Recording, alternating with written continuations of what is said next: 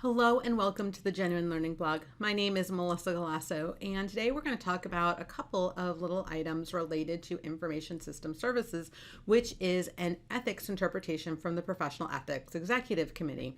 This standard has had a lot of twists and turns over the last few years, and so we're going to talk a little bit about where we came from and where we're heading now.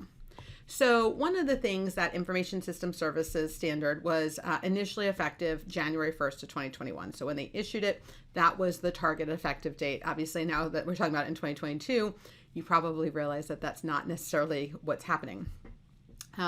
It's a standard that's actually not new. It is a clarification of an existing standard. So the prior standard really had these large sort of groupings, right? So they had design and then they have this kind of implementation.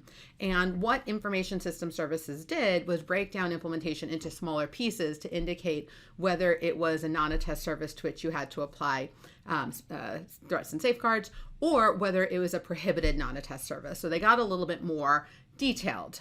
And when they rolled this out, it wasn't with a lot of fanfare. It was something that most people thought were just sort of incremental improvements. So again, initially, it was supposed to be effective January 1st of 2021. The first time it was delayed was due to COVID. So along with two others, the state and local government client affiliate standard and leases, they delayed the effective date of that due to COVID-19. So we got a 1-year delay. So it was supposed to be effective January 1st of 2022. However, in November, at the November PEEC meeting, there have been firms who've raised some concerns about some of the pieces in here, in particular related to QuickBooks consulting work, as well as IT help desk work. And so the project has gotten some feedback from some firms, and they are taking that into consideration.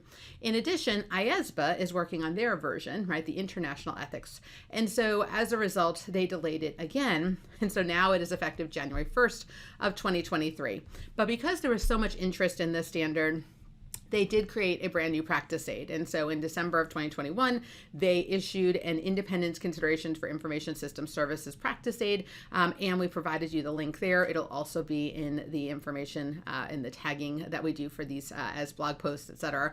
And the key to that is they're trying to help people figure out how to implement the standard and what are some of the considerations that they need to document. So again, we have an extra year. It's one of the first big takeaways. And the second one is that there is a new practice aid. But I would say third, if you go through the standard and you're finding difficulty with implementation, you find that it's going to have a negative impact on the firm, I would recommend that you share your thoughts with the Professional Ethics Executive Committee. I actually have I have a client in Ohio who has been very vocal in talking to the AICPA, and they would obviously love to know about other firms who are also having some difficulty in the implementation of this, in particular for some of the consulting work as well as some of the help desk type work that they do. So if you have questions, obviously you can reach out to us if you want to be put in contact with the firm. Otherwise, reaching out to AICPA is also a wonderful opportunity here. So hopefully this gives you a nice little update on where we are in the ethics standard, because again, we're just a couple of weeks into 2022. We don't want you to feel like you have to be compliant with this. You have an extra year for implementation if you really feel like you need it. And then again, if you are going to be implementing, definitely look at this practice aid to help in your transition.